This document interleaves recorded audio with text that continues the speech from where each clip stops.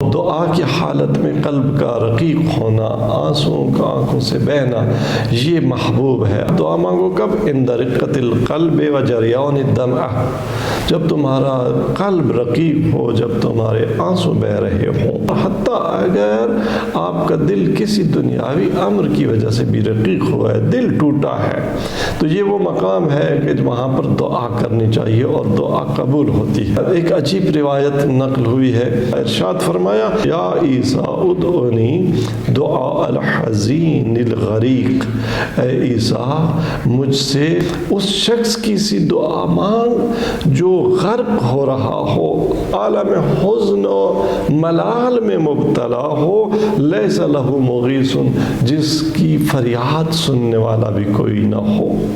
بنابراین ٹوٹے دل کے ساتھ، اشکوں سے رواں آنکھوں کے ساتھ انسان کو بارگاہ ربوبی میں دعا کرنی چاہیے۔ انسان اس حالت میں دعا کرتا ہے تو بقول شاعر موتی سمجھ کے شان کریمی نے چن لیے قطرے جو تھے میرے عرق انفعال کے۔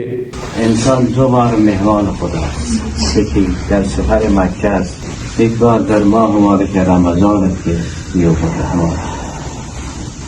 ولی خدا اعلام کرد من دو بار از شما دعوت کردم، مهمانی شما قبول کردم، شما هم یه بار من دعوت بکنید،